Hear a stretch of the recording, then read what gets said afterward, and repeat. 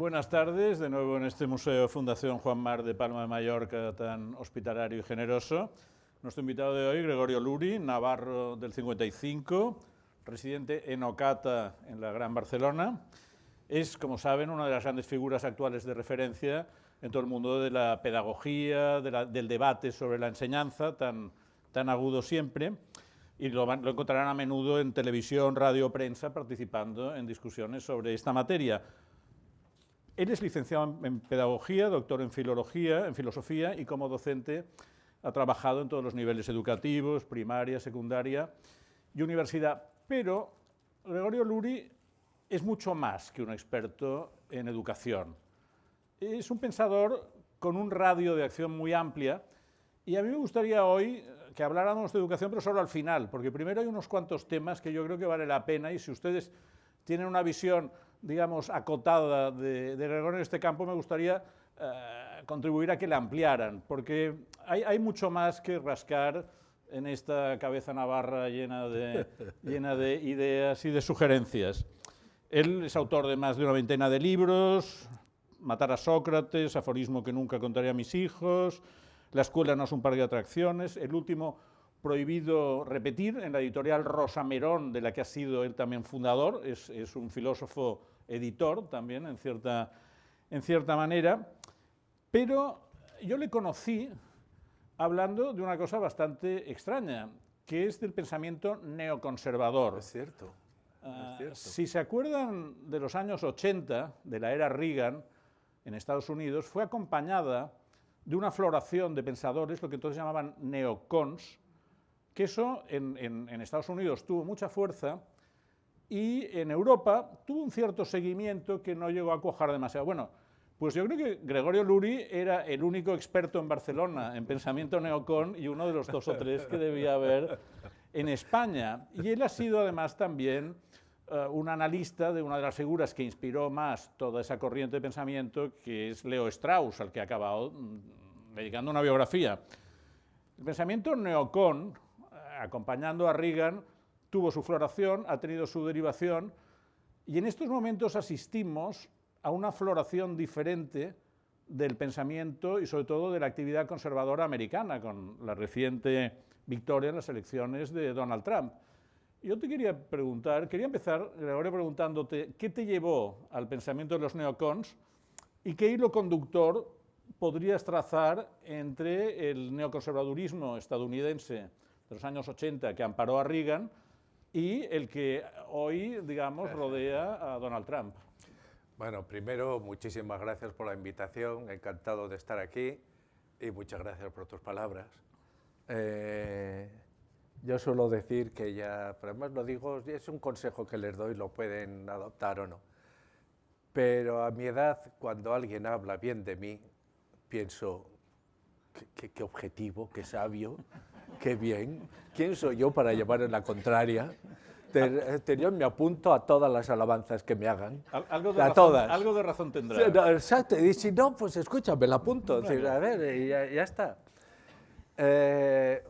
Por otra parte, pues tu palabra y tu cordialidad, tu presencia, el hecho de la invitación, pone de manifiesto algo que para mí es esencial. Había un pensador antiguo, un griego, que decía: cuando vayas al mercado, no te olvides de volver con un amigo.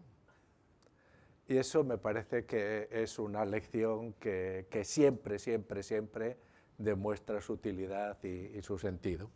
Pero bueno, para atender ya directamente a lo que... tengo que decir una cosa.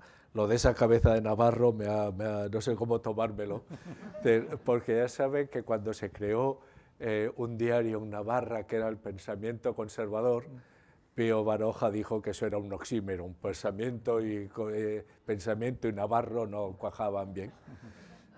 Hay que decir que un diario más relevante que se crea en Madrid y que se llamaba El Pensamiento Español, lo dirigió y fundó el navarro más navarro que en la historia ha habido, que era Francisco Javier Navarro Villoslada y Navarro Villoslada, que era, bueno. Con respecto a lo que dices, a mí me llevó a Leo Strauss Platón. Platón es mi amigo, es mi contemporáneo, es la persona que más me ha enseñado de este mundo, del actual. Y digamos que es un compañero fiel, siempre está ahí. Y tiene además una peculiaridad muy extraña, que mientras pues este trasto que tengo hoy aquí, el móvil, ya me lo he cambiado no sé cuántas veces, pues Platón no envejece. Y ahí tengo yo sus diálogos llenos de notas, apuntes, y no envejece. No necesito comprarme la última versión de Platón, y siempre encuentro cosas nuevas, ¿no? Pues si define, pues qué sé yo, la democracia como teatrocracia, te ha dicho te tienes que parar. Dice, ¿qué dice aquí? ¿Esto tiene sentido? ¿No tiene sentido? Bien, pues fue leyendo Platón, viendo que hay un proceso, es decir, que la lectura de Platón, la manera de leer a Platón tiene mucho que ver con el ejercicio de la filosofía, pues me encontré con un grupo de pensadores del entorno de la Universidad de Chicago que tenían textos que me parecían muy relevantes para entender a Platón, que además hacían una lectura casi cabalística de Platón. Casi cabalística, pues, por ejemplo, contando palabras. Si en una página determinada aparece tantas veces esta palabra o derivaciones de esta palabra y en el siguiente capítulo no, esto quiere decir algo, no quiere decir nada. Y ahí me encontré pues, con esa figura para mí apasionante que ha sido Leo Strauss. Conocí a su hija, conocí a algunos de sus discípulos y me puse a escribir esa biografía intelectual. Y el primer capítulo de esa biografía intelectual era un poco decir, ¿y estos neoconservadores que se consideran discípulos de Leo Strauss lo son?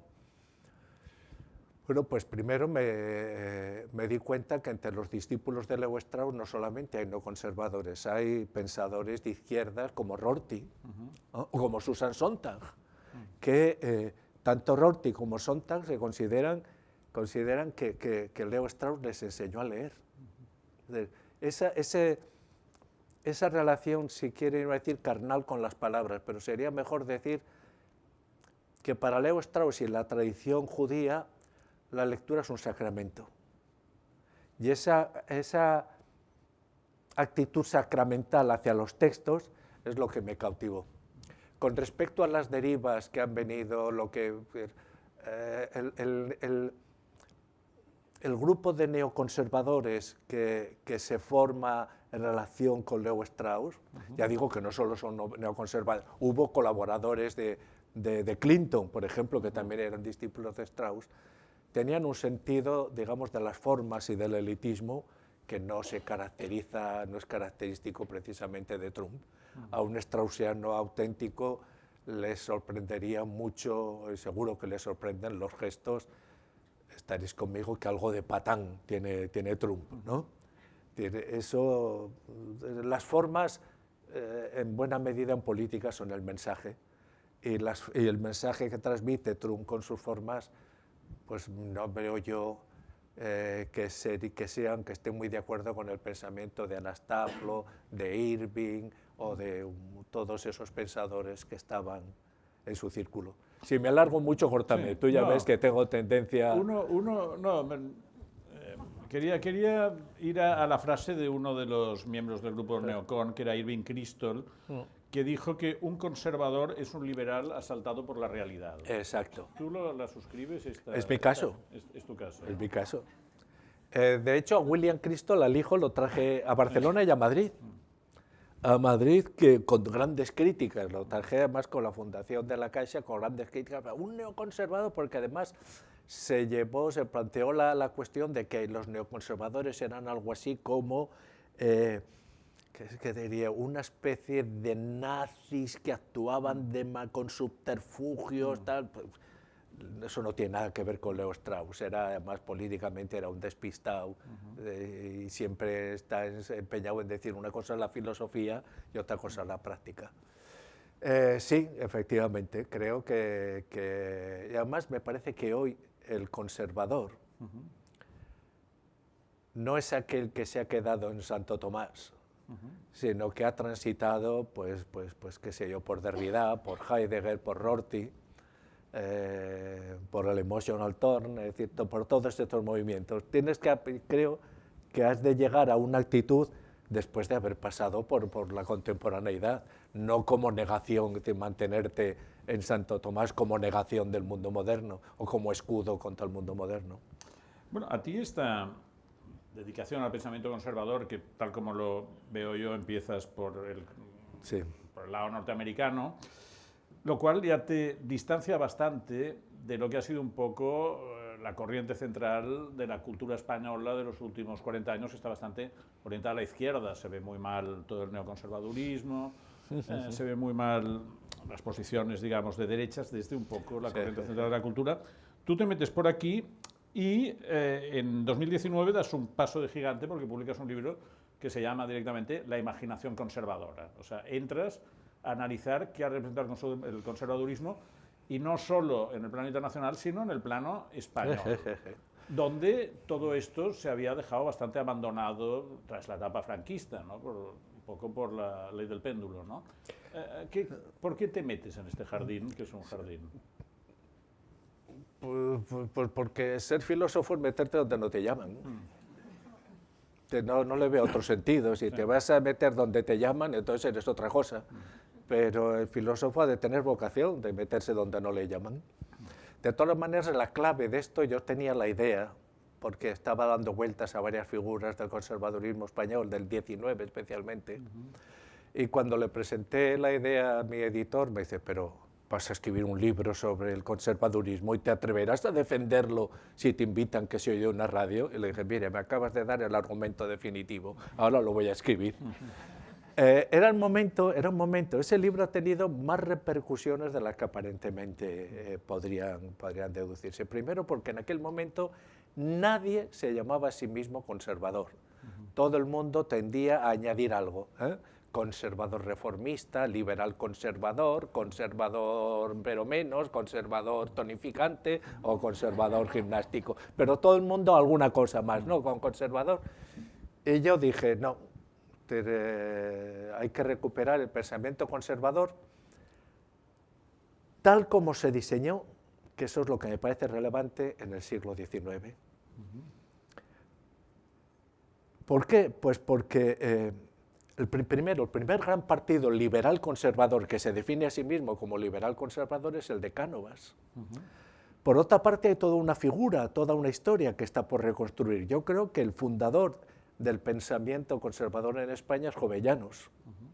Y yo me considero, en todo caso, a gusto en esa tradición que comienza con Jovellanos y que te lleva pues, a esa actitud tan especial de un Juan Valera, que es liberal políticamente, pero con un alma claramente conservadora, ¿no?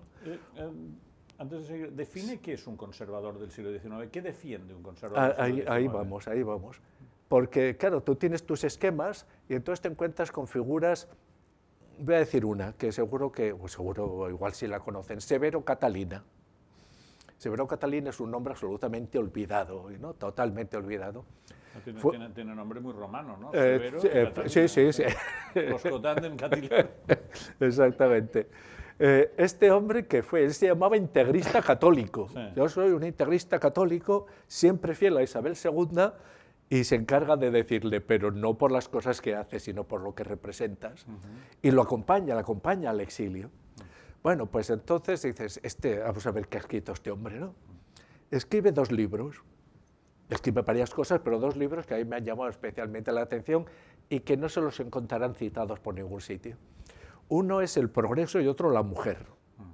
Dices, ¿qué puede escribir un pensador católico integrista sobre el progreso y la mujer? Entonces abres el libro del progreso y comienza diciéndote, progresar no es correr, progresar es subir. Este es mío. Este es mío. Progresar no es correr, progresar es subir. Comienzas con el libro de la mujer y dices, aquí, ¿qué va a decir este hombre, un católico integrista, tal, sobre la mujer? Pues comienza diciendo, este libro no debiera haber sido escrito, porque lo que abundan son libros de hombres sobre las mujeres. Lo que tenemos que hacer es abrir las puertas de las universidades a las mujeres y que escriban ellas sobre ellas mismas. Mediados del siglo XIX. Y dices, ¿y todo eso? porque podríamos citar muchísimos más Pero, pues, nombres, ¿no? era un conservador muy progresista, o sea, Pero- de conservador tenía poco. Pero ahí estábamos. Es decir, tenía poco para la imagen que tenemos nosotros de lo que es un conservador, que yo creo que está filtrada por primero por el franquismo y después una cosa muy injusta, que hemos considerado franquistas a todos aquellos pensadores que escribieron mucho antes que Franco, pero de los cuales Franco intentó apropiarse.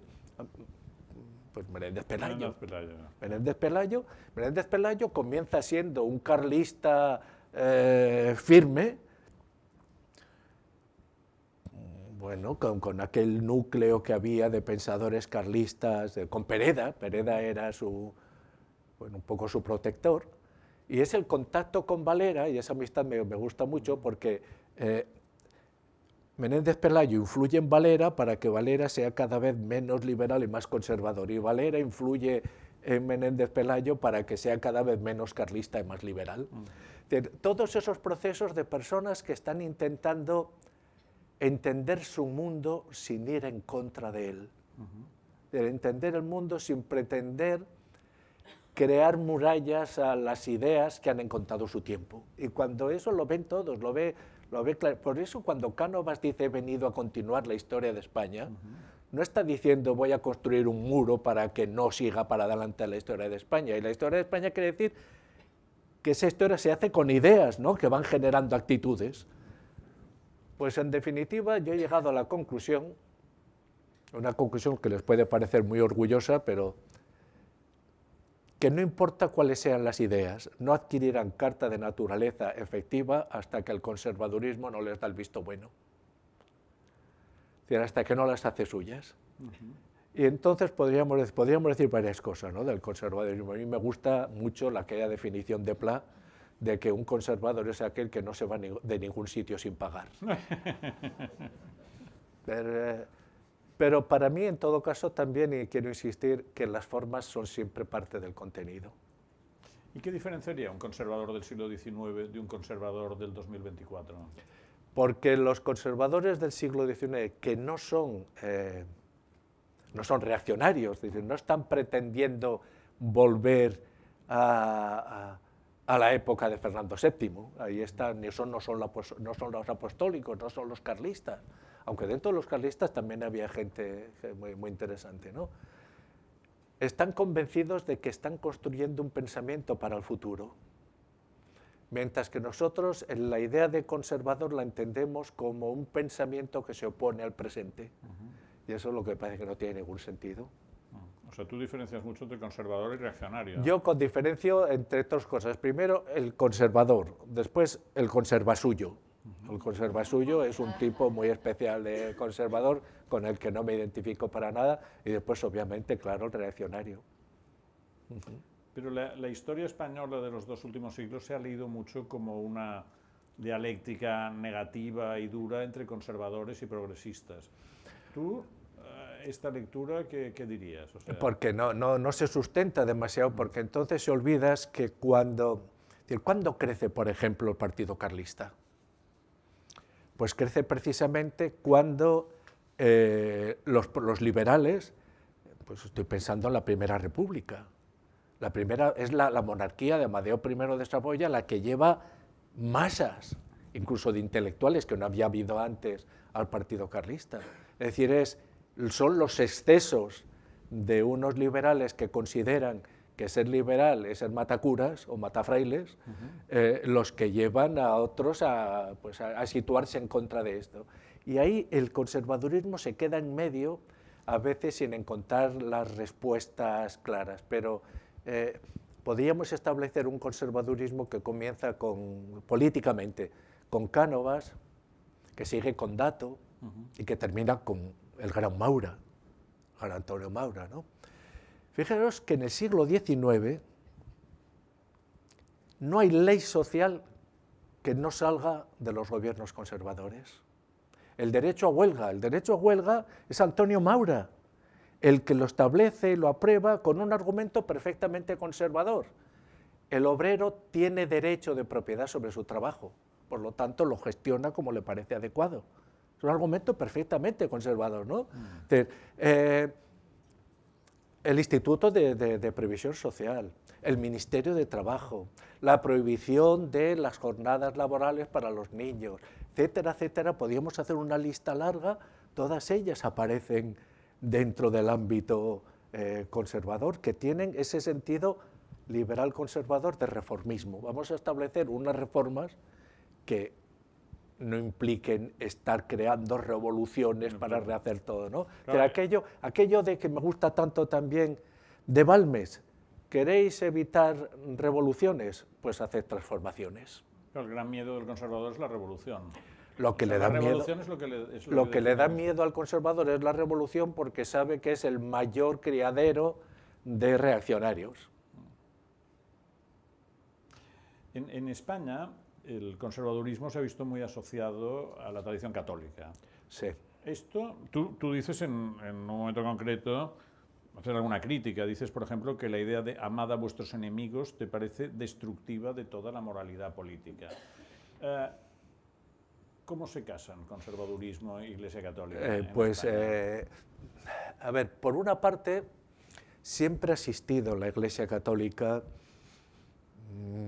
figuras religiosas, Balmes, que podían considerarse dentro de un pensamiento liberal. Hay que tener, y eso es un momento histórico muy poco estudiado, pero muy, muy interesante, y es que cuando Pío IX llega al papado, llega con una mentalidad muy liberal, y él está convencido de que es posible casar liberalismo y catolicismo. Lo que pasa es que no se atreve personalmente a defender esa tesis, y entonces llama a la persona que más predicamento intelectual tenía ante el pensamiento católico europeo, que es Balmes, para que la proponga. Y Balmes escribe una brita pequeña pero maravillosa que se titula precisamente Pío IX, en el que está defendiendo cosas como que no se pueden parar las ideas con bayonetas. Es absurdo enfrentar a las ideas bayonetas. A las ideas hay que enfrentarles ideas, pero no bayonetas, ¿no? Que el resultado, por otra parte, es trágico, porque cuando defiende esto, se enemista. Balmes es una de las figuras más honestas y más interesantes de nuestro siglo XIX. Es la persona que sale de su Vic natal con la voluntad de situarse en medio entre carlistas y entre liberales y carlistas, para defender la dignidad de ambos bandos, de ambos contendientes. Y por eso desarrolla el proyecto de casar a Isabel II con el pretendiente carlista, el conde de Montemolín, que no se lleva a cabo, entre otras cosas, por los moderados conservadores, o por conservadores moderados, que tienen pánico al conde de Montemolín. Pero él ve, es decir, la guerra civil que está desangrando el país se puede acabar casando a Isabel II con el conde de Montemolín, y además le lleva al conde de Montemolín a firmar un manifiesto en el que el pretendiente carlista dice: reconoceré todos los avances que han hecho la revolución, el liberalismo, etc. La pobre Isabel II era una pieza a mover, sin mucha capacidad de decisión en todo este asunto. Bueno, ella no contribuyó mucho, porque cuando le enseñaron el retrato dijo: no me caso con él, que es bizco, y se casó. Y se fue a casar con un señor que después de la noche de bodas dijo asustada: ¿con quién me he casado? Si tenía más encajes que yo a la hora de desnudarse. Pero en fin, eso forma parte de la historia de España. Eso, pero es una historia apasionantísima. Ahí llevo años, y no sé cuánto tardaré en escribir esa historia del conservadurismo español del siglo XIX, porque hay todo un mundo lleno de matices, de una riqueza de matices extraordinaria. ¿Por qué la institución familiar es tan crucial en la tradición conservadora? Pues porque tener una familia normalica es un chollo, normalica, es un chollo extraordinario. Porque cuando naces y te recoge un regazo cálido, ya no te quita el calor nada de lo que te pase en la vida. Y si te coge un regazo frío, ya no te entras en calor, vivas lo que vivas. Porque la familia es el único lugar en el que nos quieren incondicionalmente por el mero hecho de haber llegado a producir gastos, falta de sueño e incómodos en la familia. porque la familia es también el único lugar en el que aprendemos a querer al otro siendo conscientes de todas sus imperfecciones. Y eso me parece maravilloso, es decir, encontrar a mi edad una mujer que creo yo que me sigue queriendo, sabiendo todas una por una mis imperfecciones, pues me parece que eso es la lotería.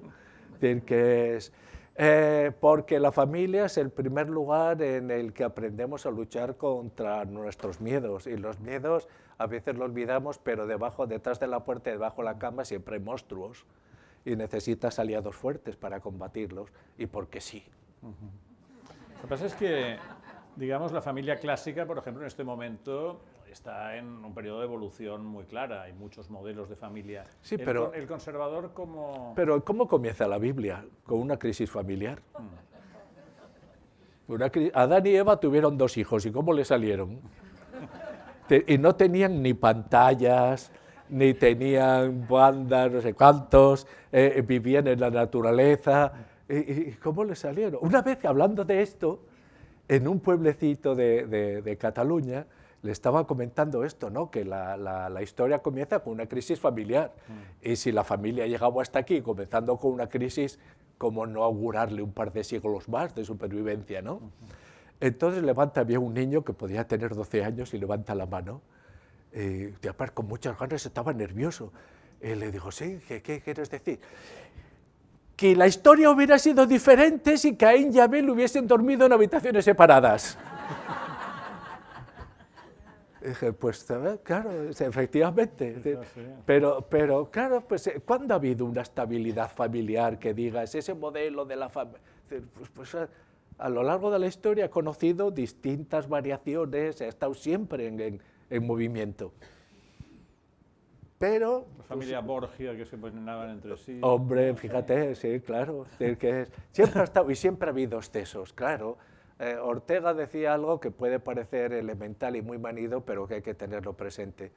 En las cosas humanas todo es cuestión de grados, todo.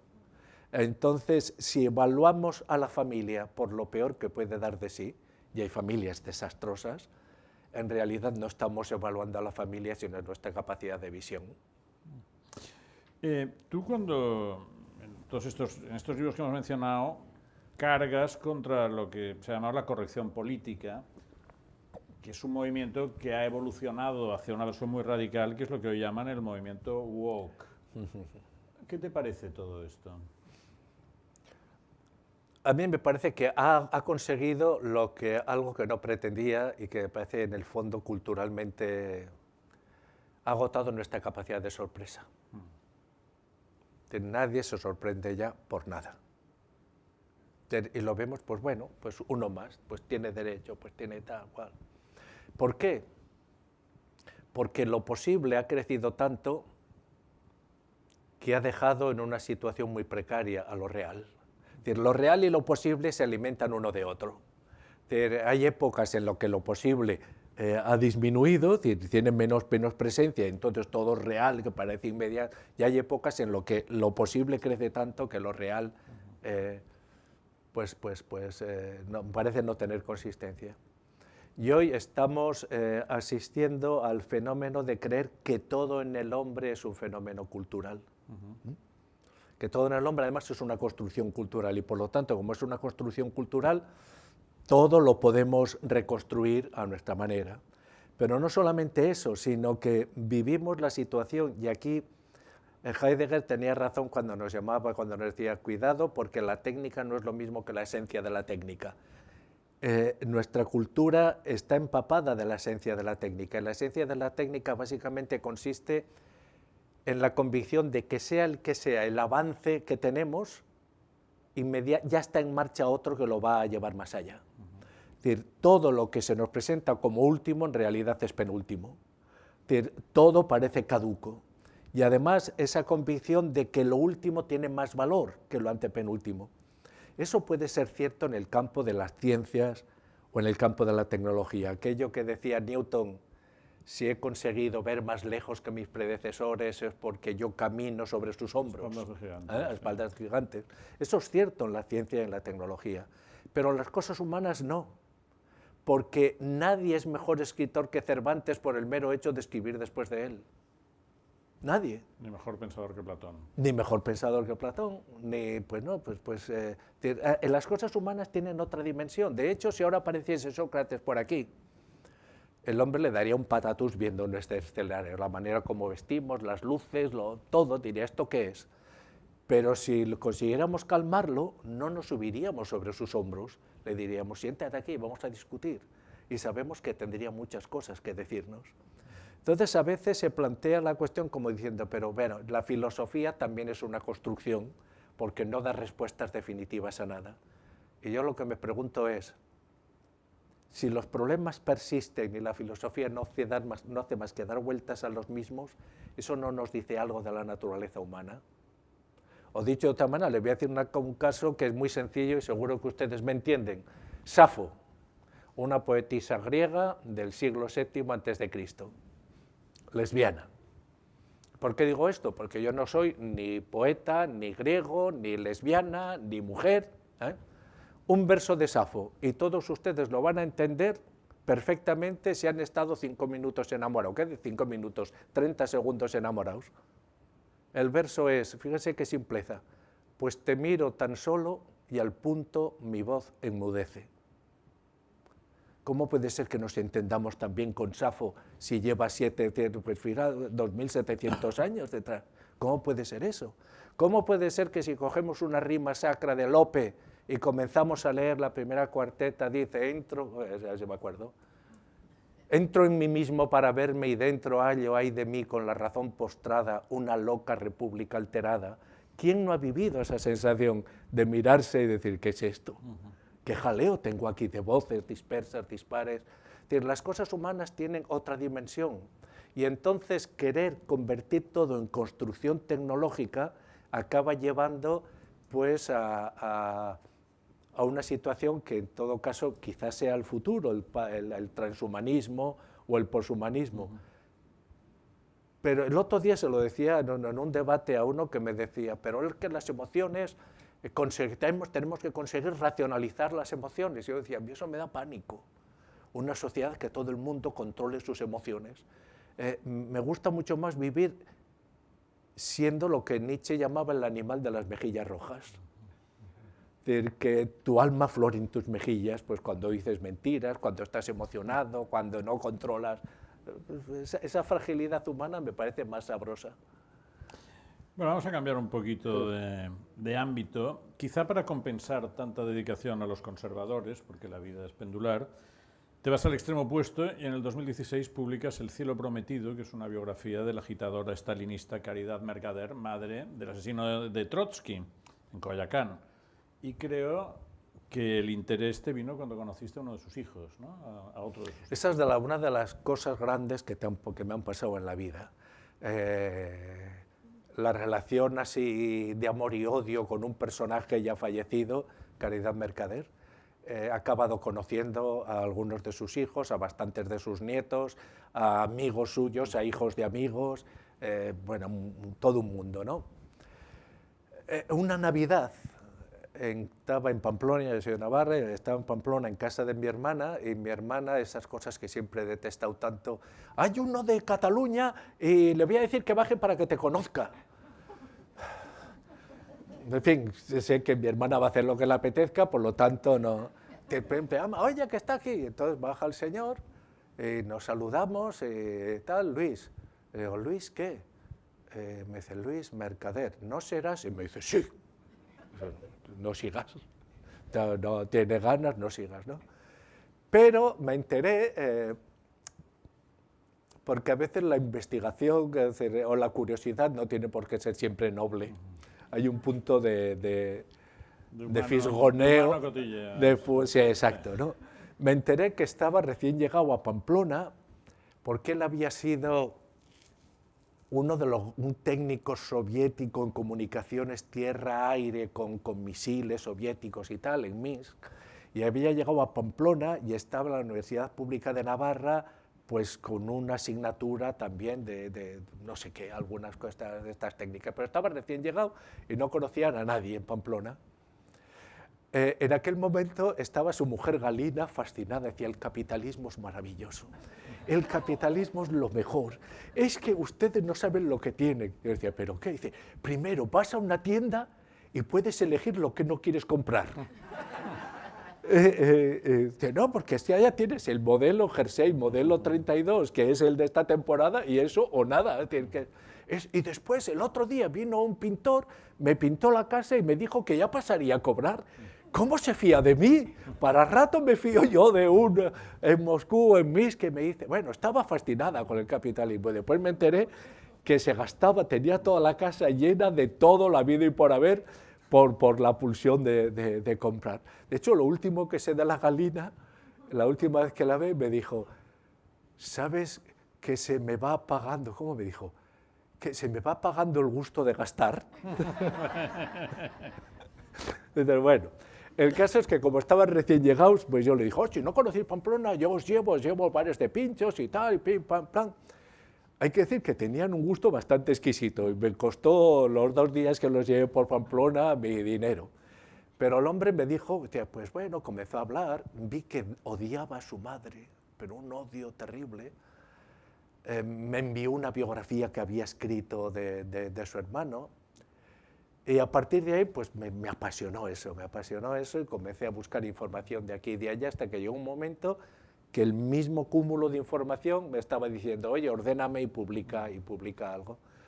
Lo maravilloso no ha sido publicarlo, sino que después de publicarlo he conocido muchísimas personas que se han puesto en contacto para contarme cosas y lo fascinante que es cuando coges un personaje y en buena medida hacer una biografía suya es ir desnudándote a ti mismo de prejuicios con respecto a esa persona, hasta que al final te encuentras, como en el caso de Caridad Mercader, para mí era mucho más consolador que fuese una mala madre, una mujer perversa, fría, manipuladora, la mano que mece la cuna, ¿no?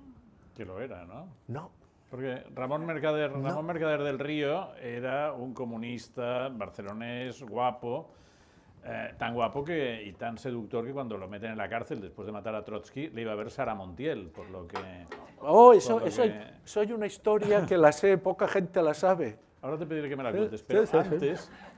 La imagen que tenemos, y hace poco hubo una película sobre todo este tema, y la madre era lo que antes se llamaba una svengali, quien desde bastidores maneja a otra persona para que cometa un acto. Y esto es difícil. No tiene nada que ver con la realidad, hoy lo puedo garantizar. Lo que pasa es que tiene sentido esa imagen. Ella le incluye, le introduce en el fanatismo, ¿no? No, tampoco. Sí, ya verás. Lo que ocurre con esa figura, con la figura de Caridad Mercader, es que los que primero saben, un 20 de agosto de 1940, Ramón Mercader asesina a Trotsky, y lo asesina de aquella manera tan dramática, probablemente si le hubiese pegado un tiro no hubiera quedado nada, pero le clava un piolet en la cabeza, por la parte, estaba tan nervioso que no la clava por la parte fina, sino por la parte más ancha.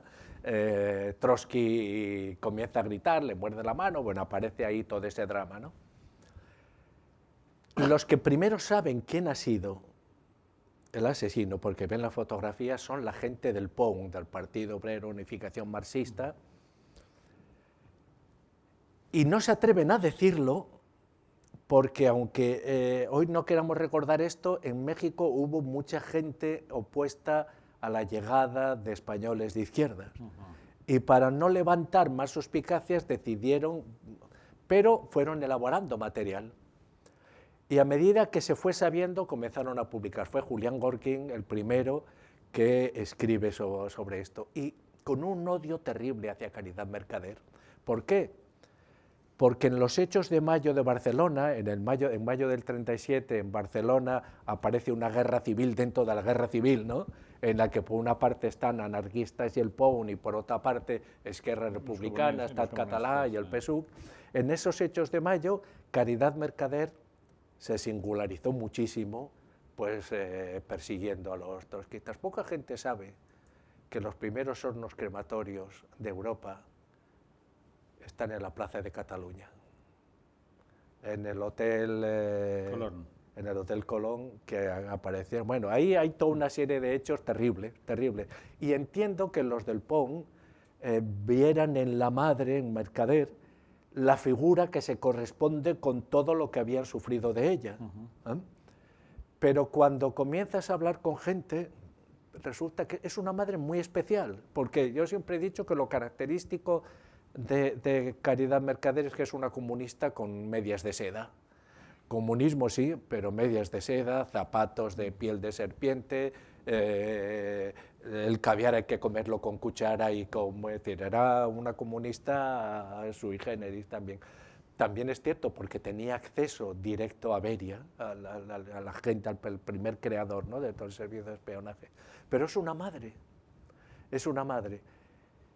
¿Qué es lo que pasa, para resumiéndole mucho, lo que pasa con el asesinato de Trotsky?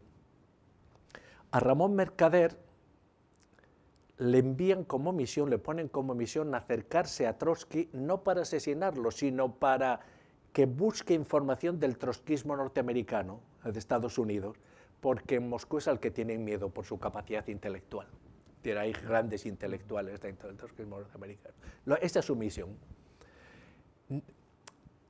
Hay un grupo numeroso de personas que está dirigido por Siqueiros, el muralista Siqueiros, que entran en la casa de Trotsky, cargados de armas, de bombas y demás, dejan la casa como un queso gruyère, descargan todo lo que tienen y a nadie se le ocurre ver si le han pegado, han acertado o no con Trotsky, ni lo tocan. Pero como iban de tequila hasta las narices, entran en plan fanfarrón, salen en plan fanfarrón, y Trotsky, el único que sufre una herida en la pierna, es el nieto, el nieto de Trotsky. Pero nadie pensaba que eso pudiera fracasar. ¿Cómo va a fracasar que te entren 15 personas en una casa llenos de armas, dispongan de tiempo y que nadie sea capaz de mirar a ver si han cumplido el objetivo? Claro, y el que dirige la operación, que es Leonid Eitingon, tiene que dar respuesta a Stalin, y Stalin no se anda con tonterías, quiere acabar con Trotsky antes de que comience la Segunda Guerra Mundial, que era inminente. Y ahí se encuentran en una situación que ocurre, y Eitingon, que es el que lleva la operación, contacta con un aviador norteamericano para que bombardee la casa de Trotsky, y dice, muy bien, ¿y después cómo salgo? Y cuando está desesperado, es Ramón Mercader el que le dice, lo haré yo.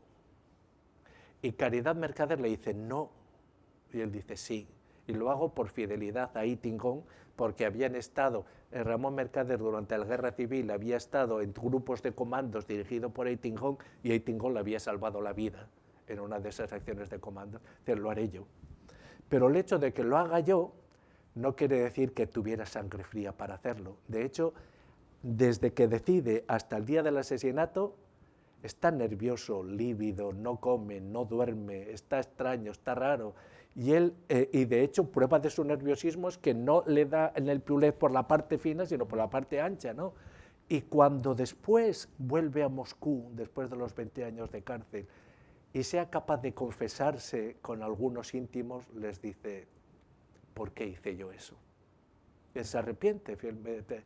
De todas maneras, lo más curioso de Ramón Mercader no es esto. Lo más curioso de Ramón Mercader, hablando un día con el abogado de el hijo del abogado de Ramón Mercader, dice, porque cuando Ramón venía a cenar a casa de mi padre, digo, ¿cómo que venía a cenar en México? ¿Qué quiere decir que venía a cenar? Dice, sí, salía de la cárcel y venía a cenar.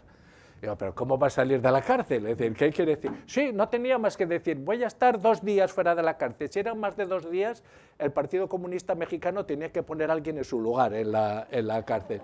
Pero si eran menos de 2 días, estas cosas, si algo aprendes es hasta qué punto la memoria puede ser creativa y puede engañar. Entonces, nunca me he fiado de un solo testimonio, como mínimo 2.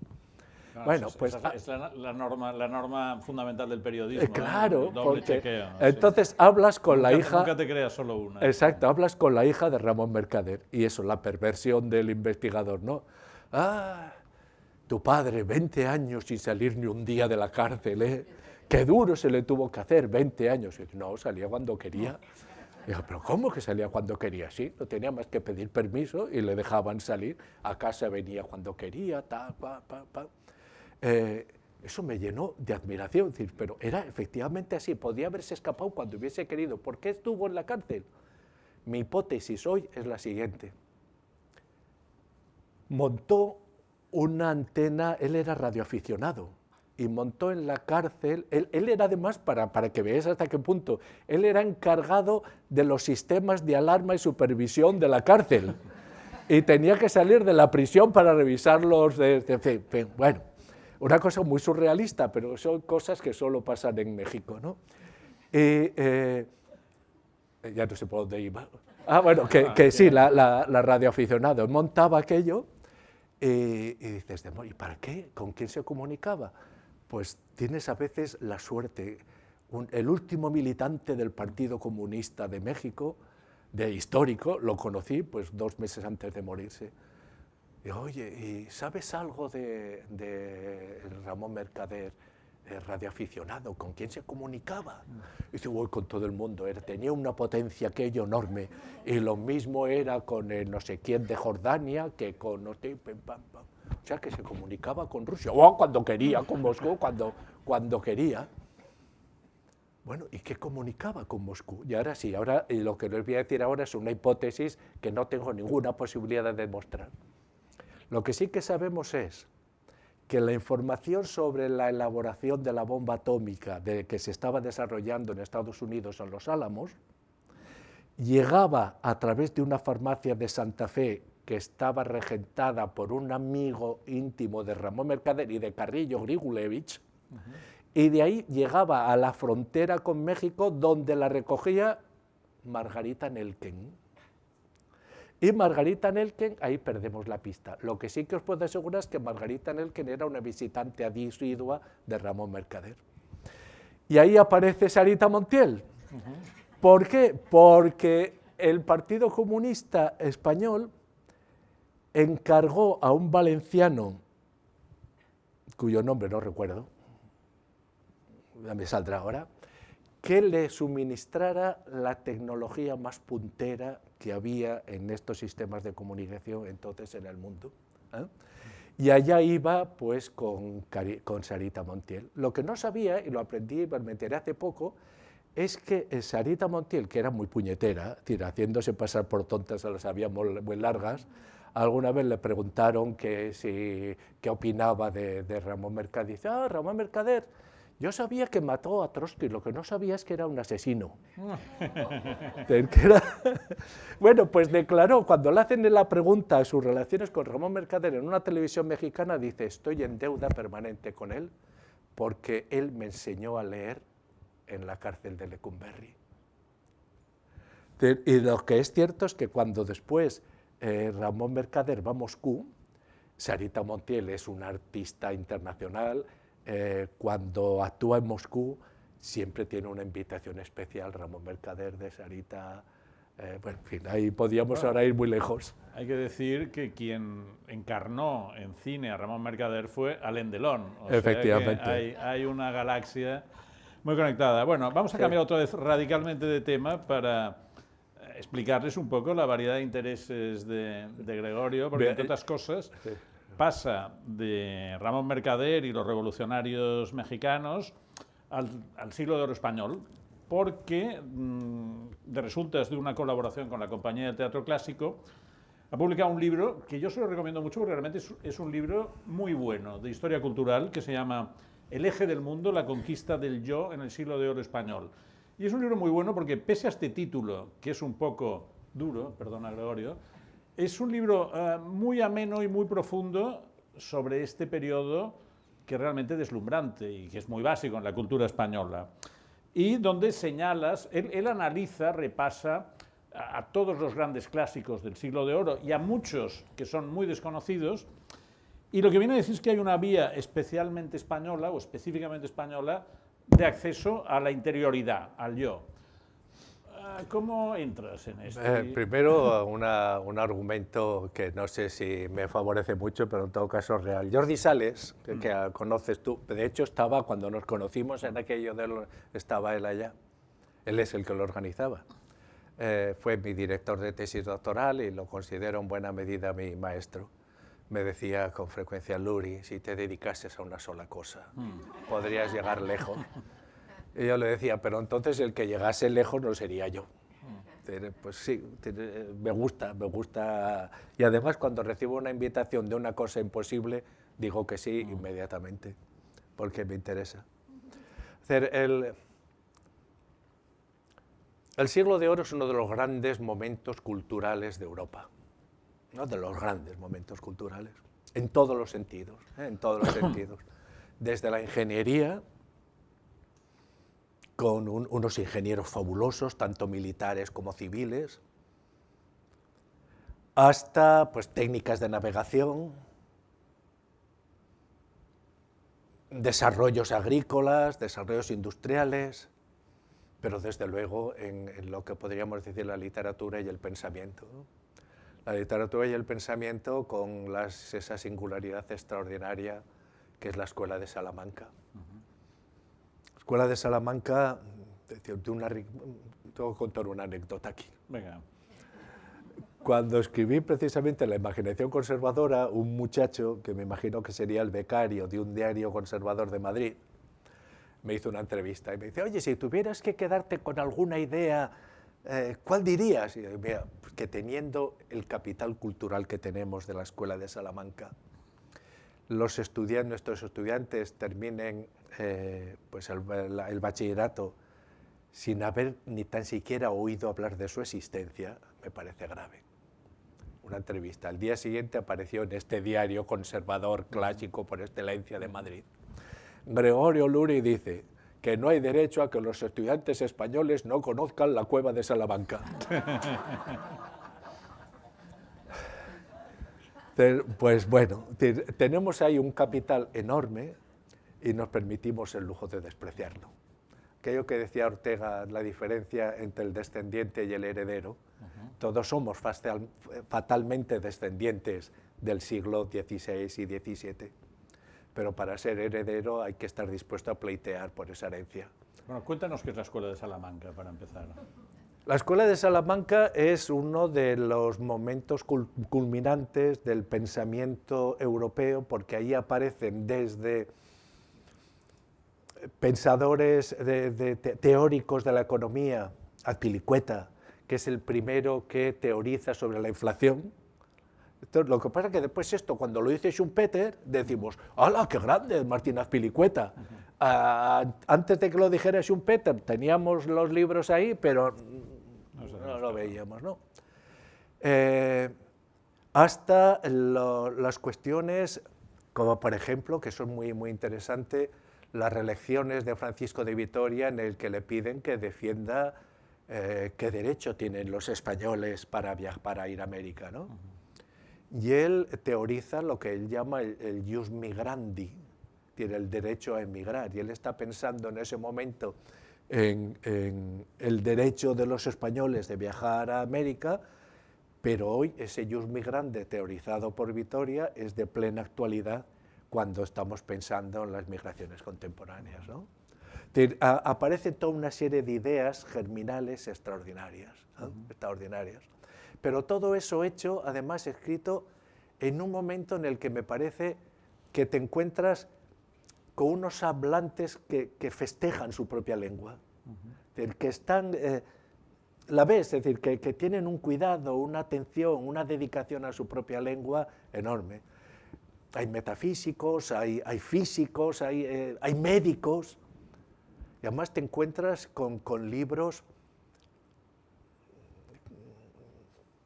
Pues mira, el mismo proceso de la duda cartesiana te lo puedes encontrar en autores anteriores a Descartes que aparecen, que te los encuentras en la Escuela de Salamanca o en sus aledaños. Es decir, hay una riqueza, los mismos libros de oración, sobre todo los de los franciscanos, que esa idea de que para llegar a Dios tienes que partir de la belleza de lo creado, les lleva a escribir unos libros fantásticos en el que cualquier animalito, cualquier planta tiene un componente místico, ¿no? Dices que en esos años hay el movimiento místico más notable de la historia de la humanidad. Sin duda, porque además tienes por una parte los iluminados y por otra parte ese intento de buscar en el interior aquella aquella luz divina que, según San Agustín, reside en nosotros en tanto que seres creados, ¿no? Pero lo que se encuentran los místicos españoles, sobre todo San Juan, es que cuando tú buscas en tu interior no encuentras esa luz divina, sino que encuentras la nada. Y la nada, en tanto que es lo otro de lo existente, es la manifestación de Dios. Y el perderse en esa nada, nadear en la propia existencia, es lo que te lleva a entender, a pensar lo otro de lo que existe, ¿no? Si Dios es el creador, no podemos pensarlo con las categorías con las que pensamos las criaturas. Tenemos que pensarlo con otras criaturas, que sean las opuestas. ¿Cuáles son? Por eso cuando San Juan dice toda ciencia trascendiendo, ha estado en ese mundo y toda... Es decir, no hay posibilidad de expresarlo, ¿no? Y en este sentido digo que va más allá de Descartes, porque Descartes, cuando se pone a dudar con la duda metódica, topa con lo que él llama la res cogitas, ¿no? La sustancia que piensa, el alma. Pero San Juan no va más allá, y los místicos van más allá. Dicen, bueno, esto que piensa, ¿quién es el que piensa? ¿Cuál es el sujeto que piensa esto? Y ese sujeto se sustenta a sí mismo. ¿Cómo puedo pensar? Y te encuentras, pues es una tradición de una riqueza extraordinaria, que te lo encuentras también. Es ese momento en el que podríamos decir que las confesiones de San Agustín se modernizan para dar lugar a toda la efervescencia del yo contemporáneo. Todos son grandes pensadores de las confesiones de San Agustín, lectores. Bueno, eso del yo contemporáneo, tú dices que el momento clave es cuando el Quijote dice, yo sé quién soy. Claro, a ver, yo cuando, más allá del gusto o el placer que tú puedas experimentar escribiendo algo o encontrarte con algo, tienes que intentar desarrollar después eso armónicamente, ¿no? Es decir, que el lector no se encuentre con una marabunda desordenada de datos, sino que haya algún hilo conductor. Y yo no encontraba ese hilo conductor. Hasta que leyendo por tercera vez el Quijote, todo esto tuve la fortuna de que me apareciese en medio del confinamiento de la COVID. Y mientras todo el mundo estaba quejándose, yo estaba de fiesta en fiesta. Por el lujo de volver a leer a Lope, todas esas comedias, porque Lope... la propia vida de Lope, para mí es el gran psicólogo europeo, porque es el místico que hoy pues hace aquellos sonetos maravillosos a Jesús, y mientras no termina de componerlo y ve a la vecina y va detrás de la vecina perdido, y después se arrepiente y se hace cura, y entre una cosa y otra, pero como ha experimentado tanto, sabe del alma más que nadie, y te lo encuentras en sus rimas sacras. No sé qué pregunta me has hecho. Ustedes perdonen. El Quijote dice, sí, y ahí ves la clave, sí. y ahí ves la clave de lo sí, que porque estabas... buscando el argumento te encuentras eso, que el gran Quijano llega a un momento que cuando todos se ríen de él, dice, ¿y a mí qué me importa si yo sé quién soy? Yo sé quién soy. ¿Y quién es? ¿Y cómo sabe lo que es? Porque ha postulado como guía de su vida alguien que sabe perfectamente que no existe. El Quijote sabe que Dulcinea es un producto de su fantasía, pero como dirá cuando está en Sierra Morena y se da de cabezazos contra las piedras para manifestar la fidelidad a su amada, pues dice, es que, ¿cómo dice él? Ser un sandío con razón no tiene mérito. Lo que tiene mérito de verdad es ser un sandío, darte de cabezazos contra las piedras sin tener ningún argumento. Eso sí que es grande, ¿no? Pero todos lo están tratando de loco y de orate, y él dice, no, yo sé quién soy. Ese yo sé quién soy, nadie lo ha dicho antes que él, con esa seguridad, yo sé quién soy. Entonces, cuando ves, pues que después habrá, y ahora estamos, ¿no? Ahora estamos en todas las neurociencias, poniendo en duda el concepto de sujeto, de mente, de conciencia. No sabemos quiénes somos. Claro, porque para saber quiénes somos tienes que tener una Dulcinea. ¿Tenemos en España una relación con los clásicos comparable a la que los franceses o los alemanes tienen con los suyos? Ni los ingleses, ni los italianos, yo diría que ni los portugueses. ¿Y por qué no? Ay, no lo sé. No lo sé, porque quizás, yo me he hecho muchas veces esa pregunta, quizás porque entre lo que podríamos decir la erudición universitaria y la difusión popular no hay un puente. y te encuentras grandísimos expertos, grandísimos filólogos que hacen trabajos maravillosos, pero después lo que sería el señalar, ¿no?, que Lope está ahí, que nunca te cansas de leer a Lope, y además cuando se pone a jugar con el lenguaje te hace poesías de unas riquezas. Cuando cuenta aquella maravilla, su hijo de 5 años que se le muere, primero cuenta, ¿no?, lo feliz, que ha encontrado la felicidad. Después de todo lo que ha sido de pendón, dice, he encontrado la felicidad con una mujer que me quiere y a este hijo de 5 años. Y dice, cómo cuando tu madre me llamaba para que estaba la cena puesta para ir a cenar, yo escribía porque tenía que terminar la última comedia, porque claro, entre la merienda y la cena tenía que escribir una comedia, ¿no? Y estaba allá y tú venías y me cogías de la mano y me llevabas a donde tu madre y tal. Con una belleza. Y cuando se le muere, que dice, es que hay algo más grande en esta vida que poder llevar en tus brazos a la cuna a tu hijo. ¿Hay algo más grande que eso? Otro argumento a favor de la familia. Otro argumento. Oye, vamos a ir ya a la educación, porque si no creo que los asistentes me lo reprocharán. ¿Cómo está la educación? Pues depende porque cuando hacemos esa pregunta damos por supuesto que en España hay un sistema educativo y yo es lo que dudo hoy que exista. Si tú miras, si tú evalúas nuestra situación educativa por los resultados de Castilla y León, pues diríamos que estamos muy bien. Estamos en las cabezas, en los sitios puntuales puntales de la OCDE. Si valoras nuestros resultados educativos por los resultados de Extremadura, pues estamos en la UBI. Lo que pasa es que además en medio hay fenómenos muy interesantes, ¿no? Algunos han mejorado notablemente, por razones distintas. Yo creo, por ejemplo, que la mejora de Galicia reside en el mantenimiento de un consejero con las ideas claras durante todo este tiempo y por lo tanto ha sido capaz de ir aprendiendo de su propia experiencia, porque en España, esto lo comentábamos antes, todo político llega al puesto con mentalidad de fundador, no de continuador, ¿no? Tiene que... Bueno, si miras, pues, qué sé yo, Asturias ha pegado un estirón extraordinario en comprensión lectora. Lo que pasa es que nadie va a Asturias a ver qué es lo que han hecho bien. ¿Y qué han hecho bien? Pues no lo sé, en Asturias no lo sé lo que han hecho bien, pero nadie va a Asturias. No. Y vamos a Finlandia. Durante muchos años, el primer artículo lo publiqué en La Vanguardia, que si hacía un montón de años, pues eso sería el 2009, que se titulaba Harto de Finlandia. En el 2009. ¿Por qué? Porque yo decía, si los resultados de Soria son superiores a Finlandia, viajemos a Soria.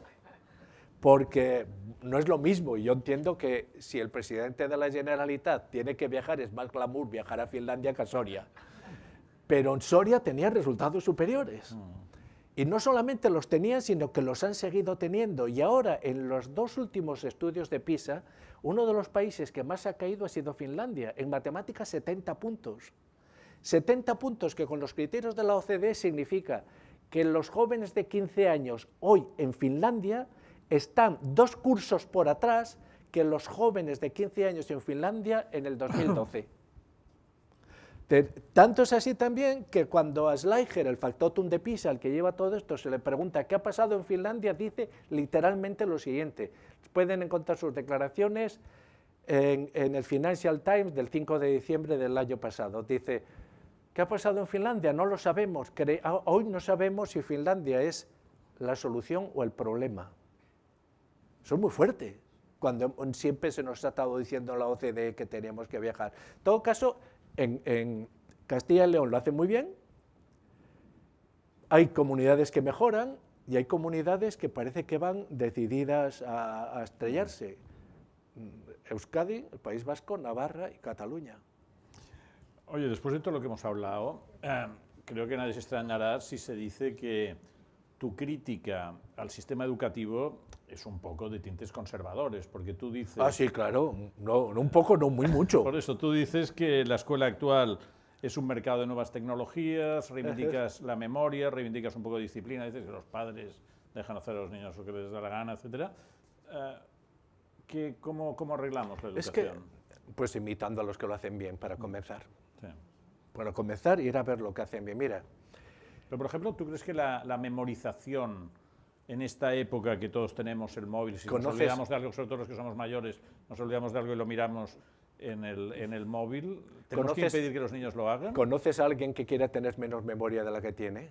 Ah, no, claro, pero... Yo tampoco. Yo quisiera además tener mucha más memoria de la que tengo y conservar muchos más datos de los que tengo en mi memoria. Tenemos que, hay algunos errores que son tan de bulto que da un poco sonrojante tener que defender lo obvio, ¿no? Cuando se nos dice que todo está en Internet, a saber, no está todo, porque en Internet no está lo más importante, que es el criterio para seleccionar lo pertinente. Y ese criterio o está en mí o Internet no me lo va a dar.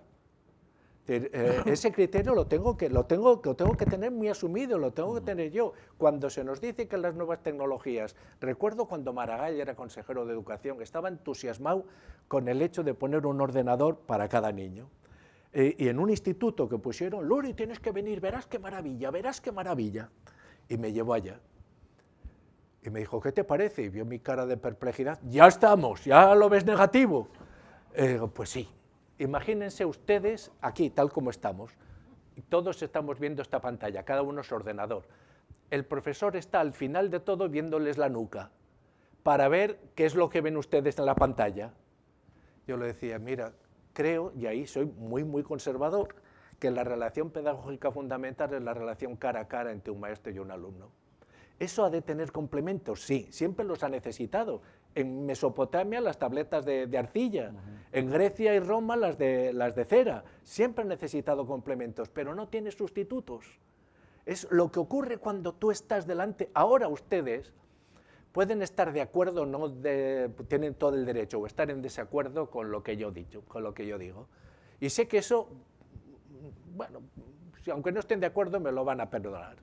Lo que no me perdonarán es que ustedes tengan la sensación de que no creo en lo que digo.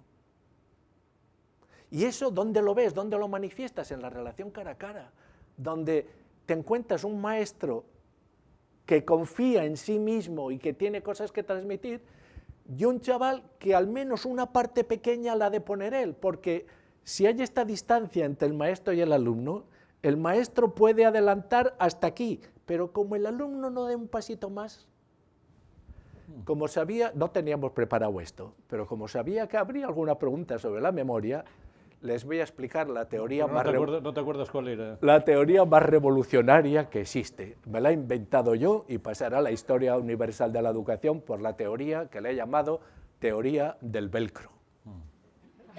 Quédense ustedes con la teoría del velcro, que es absolutamente revolucionaria. De verdad que no lo teníamos apuntado, ¿eh? Esto es el velcro. Es un invento fabuloso el velcro, fabuloso. Aquí, ¿qué tiene? Tiene una serie de ganchitos, ¿eh? Y aquí una serie de filamentos. ¿Sí? Bien. Pues ahora ustedes intenten enganchar en estos ganchitos la parte lisa del velcro. No va. Intenten enganchar estos ganchitos con esto otro. Estos ganchitos, ¿saben lo que es? Lo que ya sabemos. Lo que ya sabemos. Esto es lo que tenemos que aprender. Cuanto más sepamos, más conexiones vamos a establecer con lo nuevo y más vamos a aprender. Cuanto menos sepamos, por eso, ¿qué ocurre cuando estás aprendiendo una lengua? Que al principio es insoportable.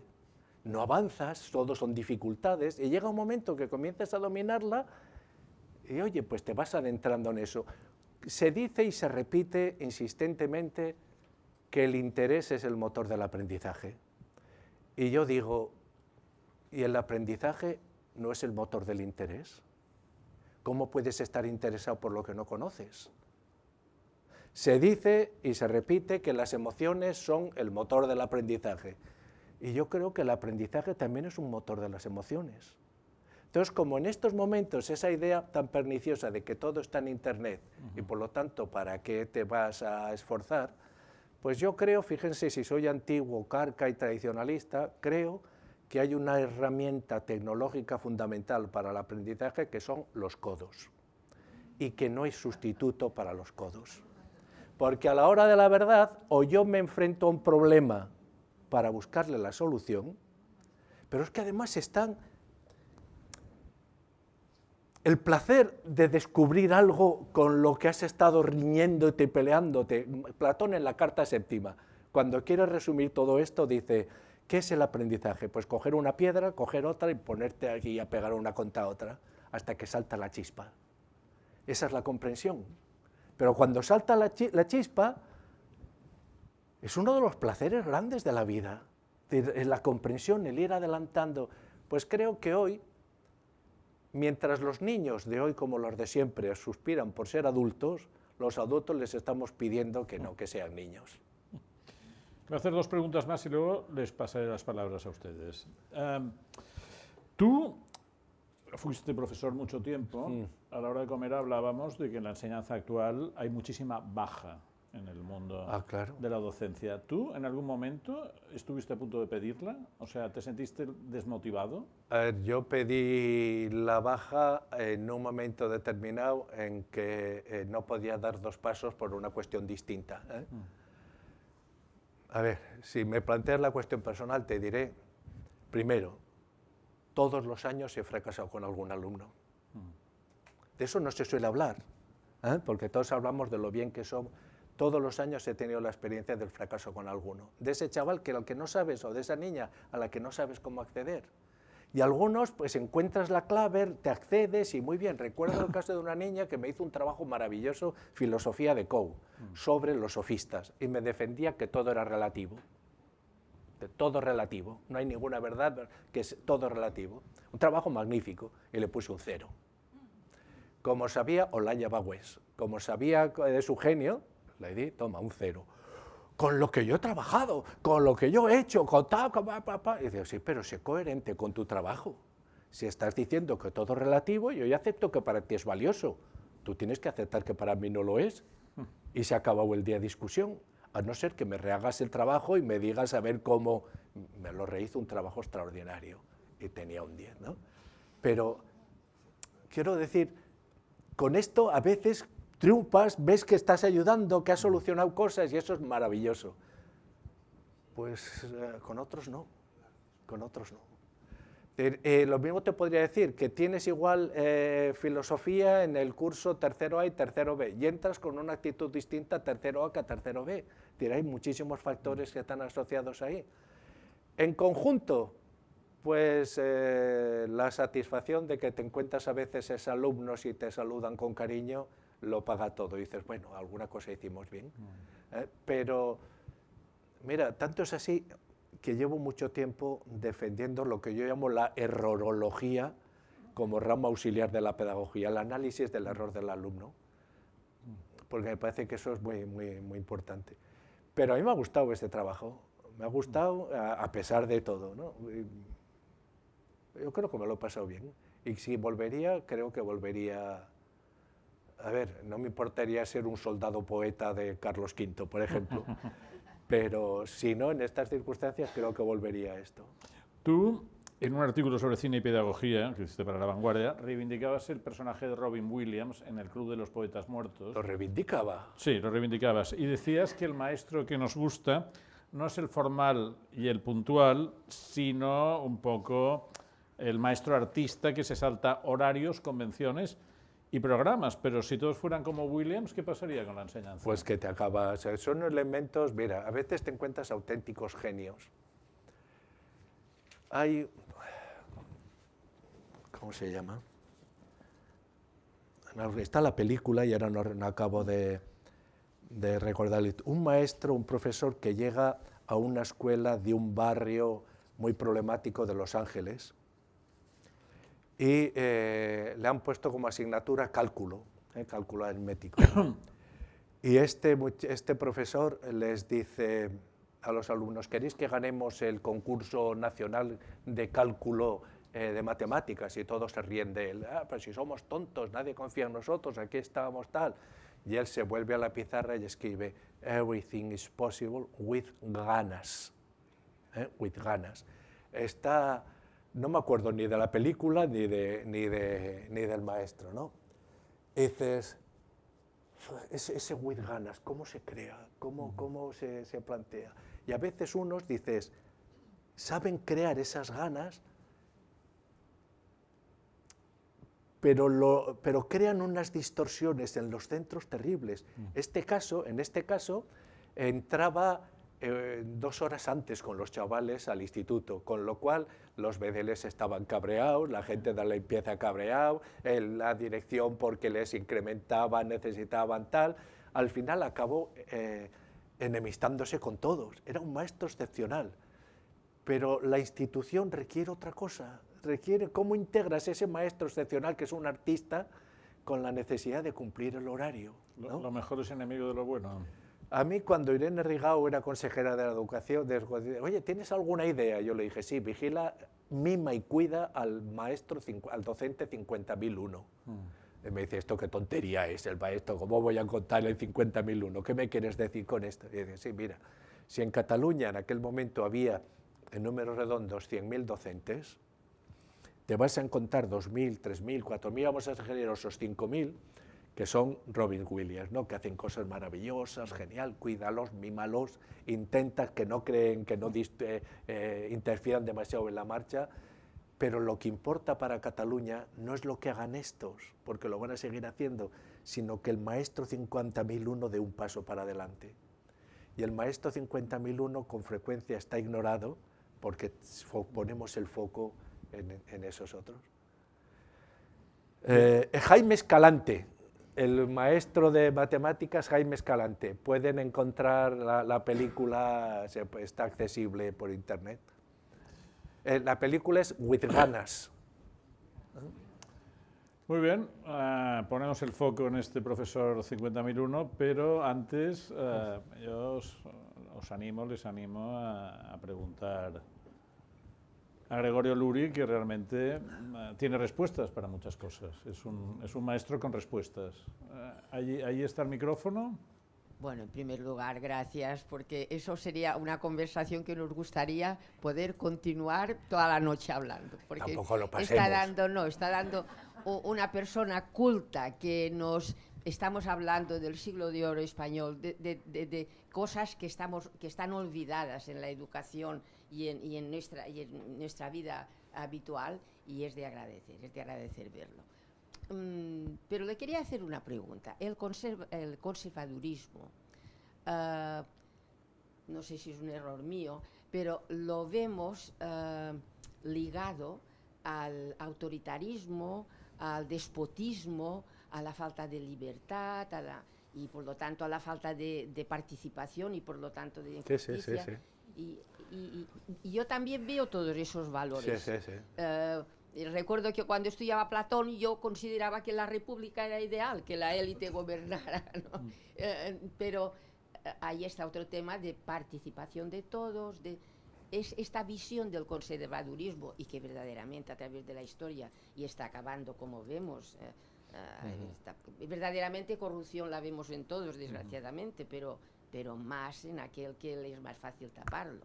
Esta es la pregunta, esta parte del conservadurismo. Cuando pienso en esto, primero intento subrayar la nobleza de aquellos conservadores que se opusieron jugándose la vida precisamente a ese autoritarismo. Estoy pensando en los conservadores alemanes que se enfrentaron a Hitler, que tuvo entre los conservadores a sus principales, ¿no? Denigradores.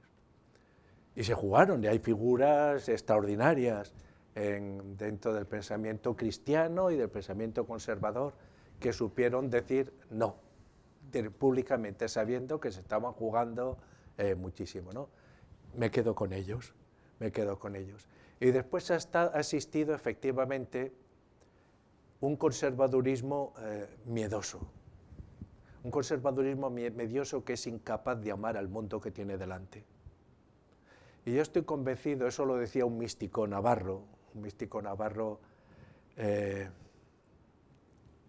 demonios, soy esto, que se me van y me vienen los nombres, que decía, las cosas pequeñas se pueden conocer sin necesidad de amarlas, pero las cosas grandes, si no las amas, no las conoces. porque cuando las amas tienes un interés por descubrir lo que hay en ellas, digamos que no está mediado por el desprecio. Creo que el presente y el mundo hay que amarlo, y que si no lo amas no lo vas a entender. Siempre, en cada época, ha habido una serie de personas dentro del conservadurismo, no solo dentro del conservadurismo, pero en el conservadurismo, que actúan un poco como crisálidas, que notan sus malestares y dan por supuestos que sus malestares son anticipos del malestar del mundo. Pero no, lo que está pasando es que el tiempo cambia, que el mundo cambia y ellos no lo saben, pero se están transformando en mariposas. Con gran frecuencia, y este sí ha sido un pecado grave del conservadurismo, con gran frecuencia ha pensado que el fin de sus ideas significaba el fin del mundo. Y como pensaba que el fin de sus ideas era el fin del mundo, ha intentado blindar sus ideas tras figuras autoritarias. Pues sí, hay que tener la valentía de reconocerlo. Ha sido así, ha sido así. De todas las maneras, podríamos intentar buscar una justificación cobarde diciendo no hay ideología que no haya tenido sus excesos, pero ese es un consuelo bastante triste, ¿no? Hay que, creo yo, de dar la batalla por un conservadurismo que ame a lo que tiene, que sepa amar a lo que tiene. Y el libro que les decía es del Navarro. El libro son 4 tomazos insoportables de la conservación de la Magdalena, y el autor es Malón de Chaide. Es que ahora tiene el nombre de un rosado navarro exquisito. Y cuando vas a Murchante o a donde lo hacen ese rosado, dices, ¿pero sabéis quién era Malón de Chaide? Pues el que inventó el vino este. Bueno, gracias por toda la charla y a ti por las preguntas. Has comentado antes la diferencia que hay entre la academia, la universidad y la sociedad. Sí. Eso también puede provocar la diferencia entre el profesorado y el alumnado que nos llega. Sí, claro, Soy cada profesor vez en la más, universidad. Sí.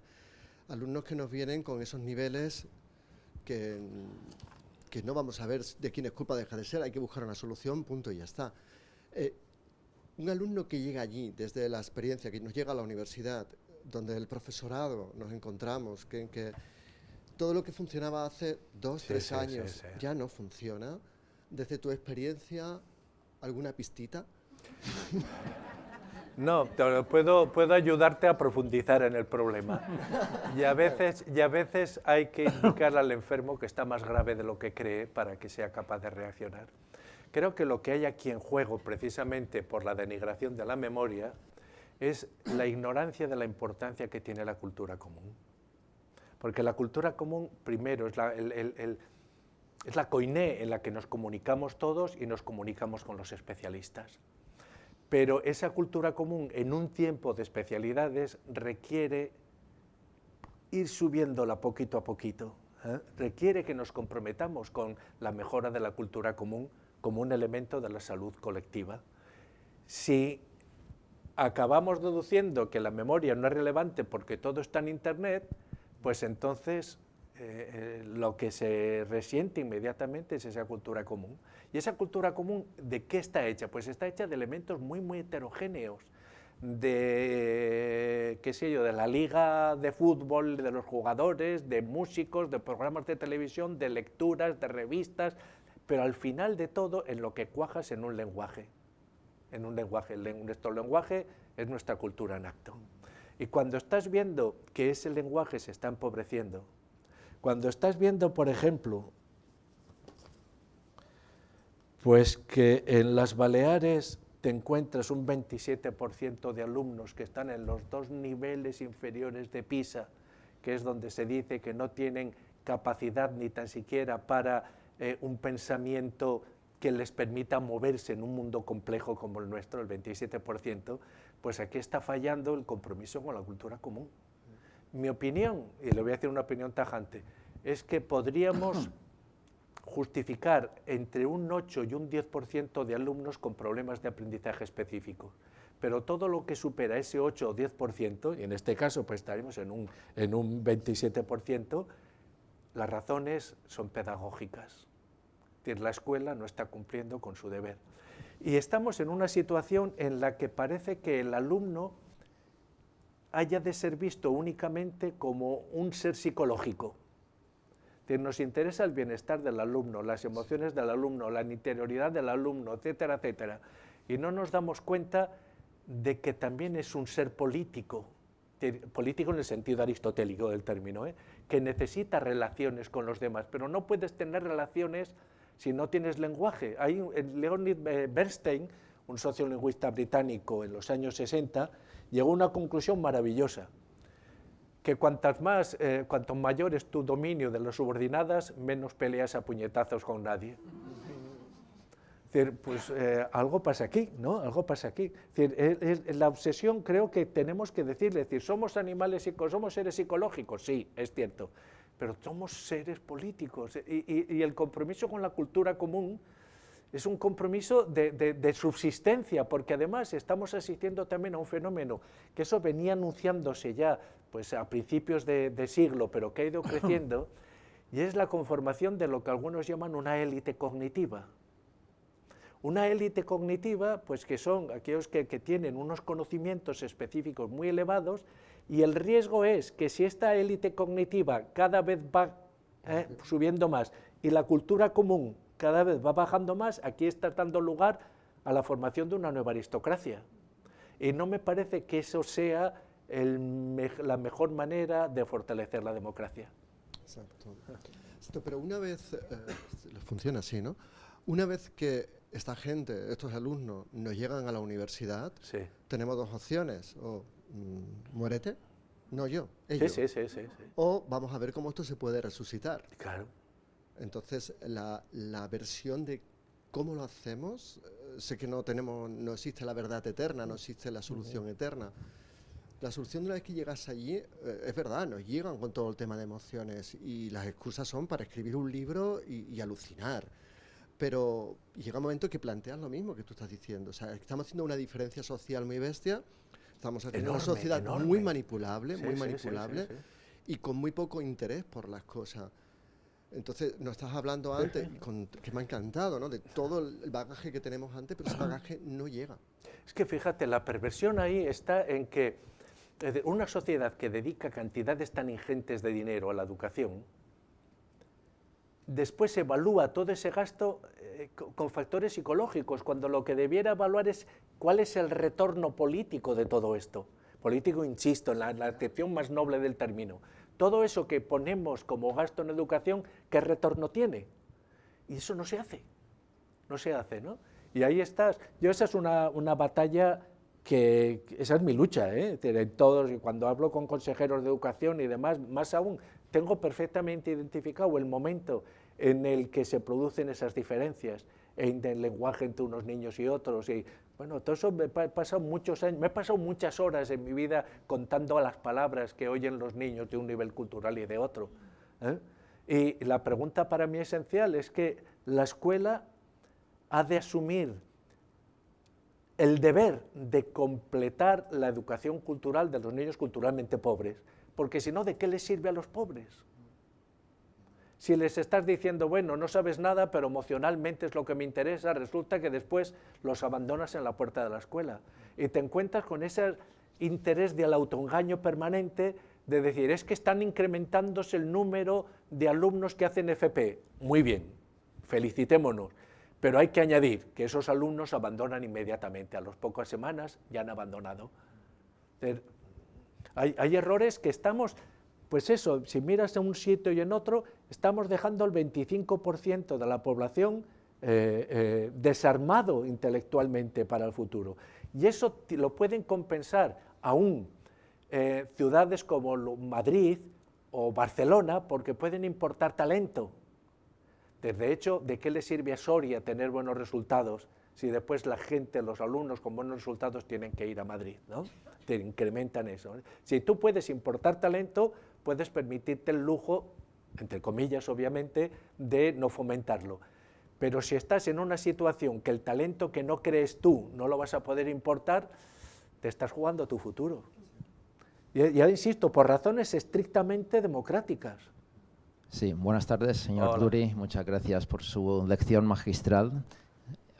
Estoy realizando un curso con el señor Xavier Massó, creo que le conoce, titulado Ciencia y Pedagogía, Pseudociencia y Pedagogismo. Y bueno, como el martes tengo que llegar con los deberes hechos, pues he encontrado, creo que, la persona adecuada. También me pasaba una cosa, que los cursos que se ofrecen aquí en Mallorca, en los centros de profesorado, pues no me gustan. No eres el único. ¿Le puedo recitar algunos de los que se ofrecen? Sí, eso para que se entere la gente de qué tipo de Sí. cosas están haciendo los maestros es muy Si hay alguno que interesante. le gusta, pues me sí. para y me lo dice. Uno es la mejora del bienestar del alumno a través del uso de técnicas proyectivas. Otro es expresión corporal y dance revolution. Ritmo, danza y movimiento. Ahora mismo, en este trimestre. Sí. Convivencia y prácticas restaurativas en secundaria. Usos de la inteligencia artificial en educación. Vale, porque ahí, es decir, esa es la batalla que hay que tener, que cuando tú dices, cuando le proporcionas a un alumno conocimientos rigurosos, no estás solo incrementando su memoria, estás proporcionándole experiencias de orden. Y las experiencias de orden son formativas. Eso, Jan Patočka, un filósofo checo, decía que la manera de cuidar del alma, la epimeleia de los griegos, la manera de cuidar del alma es esta, con experiencias de orden. Y la experiencia de orden, pues te la encuentras, pues qué sé yo, en un cuarteto de cuerda de Beethoven, pero hay que sudarlo para entrar en ese mundo. Claro. Te la encuentras pues disfrutando de Velázquez, pero hay que educar el paladar estético para disfrutar. Claro. Y te lo encuentras en una fórmula matemática. Es decir, negar el valor formativo psicológicamente del conocimiento riguroso me parece que es no entender absolutamente nada. De todas maneras, aquí te encuentras, mira, la ministra de Educación, no voy a decir el país, de un país de Centroamérica, hizo unas declaraciones terribles de las que yo las critiqué públicamente y después, a los pocos días, nos vimos cara a cara. Y ella sabía lo que yo había dicho y yo sabía que ella sabía lo que yo... En fin, pero tuvimos una buena relación. La ministra, públicamente, las declaraciones están. Señores, a los periodistas, en estos tiempos es absurdo aprender de memoria. ¿Para qué vamos a aprender la lista de los planetas si cambian cada año? Lo que tenemos que aprender es el influjo de los planetas en nuestra vida. Literalmente, una ministra de Educación. Dices, que además había sido un cargo importante dentro de la UNESCO, ¿no? Pues estamos en una situación en la que se puede decir las mayores barbaridades, y es lo que te decía antes, que ya la capacidad de escándalo se nos ha erosionado. Después hay una carcajada, tapa, y ya está, no te escandalizas ya por nada. Yo he asistido, bueno, hay cursos, lo debieran saber, de risoterapia, de psicoastronomía, de las cosas que además te gastas una cantidad importante del presupuesto de los departamentos de educación y que no tienen ninguna, absolutamente ninguna repercusión en el progreso de los alumnos. Constelaciones familiares también. Sí, constelaciones sí, familiares, efectivamente. Sí. Otra cosa que se ha puesto muy... En fin. Bueno, mi pregunta si los que no sepan lo que es, que se ahorren el esfuerzo de saberlo. ¿Hay algo de ciencia en el pedagogismo o hay algo de ideología en el pedagogismo? Art Duncan, que fue el secretario de Educación de Obama,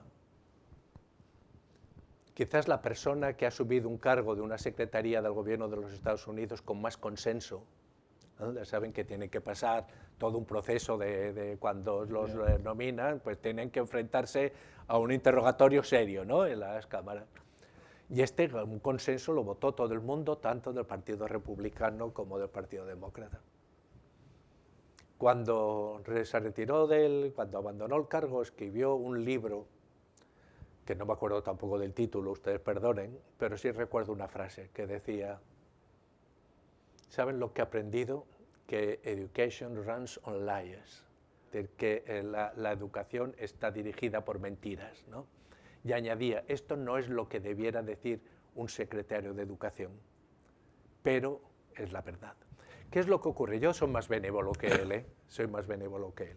Fíjense un ejemplo para mí práctico de ese interés, esa voluntad de hacer cosas, pero no pensarlas bien.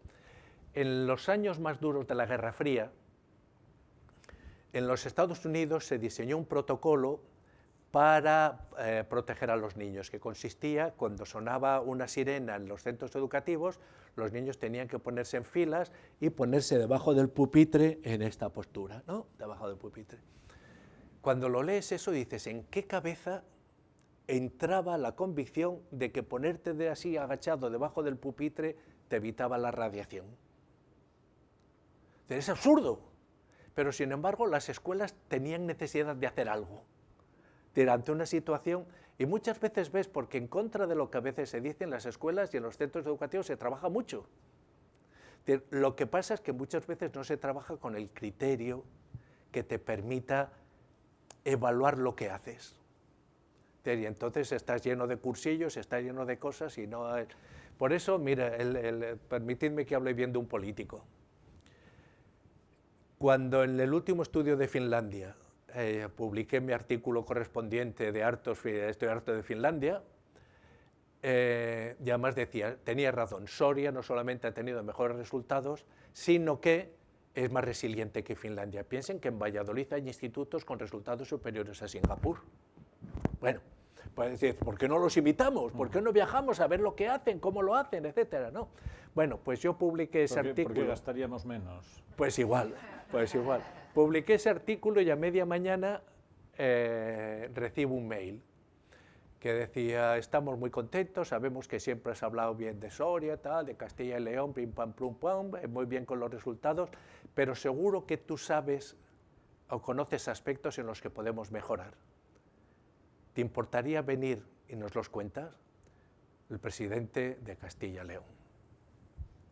A mí me parece que esta debiera ser la actitud. Mira, en Escocia, no sé si vamos muy mal de tiempo, pero esto tengo que contarlo. En Escocia, el que era, no sé cómo le llaman al ministro escocés, el ministro secretario o alguna cosa así de Escocia, diseñó un proyecto educativo que además lo bautizaron de manera rimbombante como el Currículum para el Éxito, que recibió todos los parabienes de la OCDE, del Banco Mundial, de verdad, del Foro de Davos, de todo el mundo de acuerdo. Y el proyecto de este Currículum para el Éxito era reducir las diferencias de resultados entre los niños de familias pobres y los niños de familias ricas. Muy meditado, muy pensado, muy bien elaborado, todo especificado, perfecto. ¿Qué ha pasado? Que a pesar de las buenas intenciones de los legisladores, las diferencias no solo no han disminuido, sino que se han incrementado. Nadie está a salvo de la equivocación. Todos nos podemos equivocar. Pero a mí lo que me gusta es que el ministro que puso en práctica este proyecto convocó a la prensa y lo reconoció así. Señores, nos hemos equivocado. Me he equivocado. Pusimos en marcha este proyecto con estas intenciones y los resultados han ido en la dirección contraria de los que teníamos previsto. Si miran un estudio que hizo el propio Ministerio de Educación de Finlandia 11 meses antes de que salieran los últimos resultados, verán hasta qué punto desarrollan también una crítica muy fuerte de sus propias prácticas. Más aún, dicen lo siguiente, y esto es sorprendente, pero lo dicen tal, dicen, los resultados que ha obtenido Finlandia en PISA en los años mejores no se deben a los métodos actuales, sino a la herencia de los métodos antiguos. Es decir, a la herencia, y conforme esa herencia se ha ido debilitando, los resultados de Finlandia han caído. Pues bien, cuando tú te encuentras con nuestros legisladores, yo no tengo ninguna duda de que lo quieren hacer bien. Me parecería absurdo que la ministra de Educación se despertara por la mañana diciendo a ver qué mal hago hoy. Lo quieren hacer bien. Pero ¿por qué no someten su buena voluntad al contraste de los resultados? Porque si no, quedamos en una que para mí es nuestro principal vicio, que nos evaluamos por la altura de nuestras intenciones. Y como son tan altas y tan elevadas, ¿para qué contaminarlas, ¿no? con los datos? Me recuerda aquello, no sé si conocen la anécdota de Hegel, que cuando era profesor en un gymnasium un alumno le rebatió algo diciendo que los hechos estaban en contra de lo que estaba exponiendo él. Y Hegel pegó un puñetazo en la mesa y dijo, pues peor para los hechos. Ahora sí, Gregorio, que vamos a poner punto final. En fin, ha sido realmente un placer, además muy panorámico, porque nos hemos dejado alguna cosa del mundo por comentar, pero han sido pocas. Gracias a ustedes, gracias, querido Un placer, Gregorio. la verdad, un placer.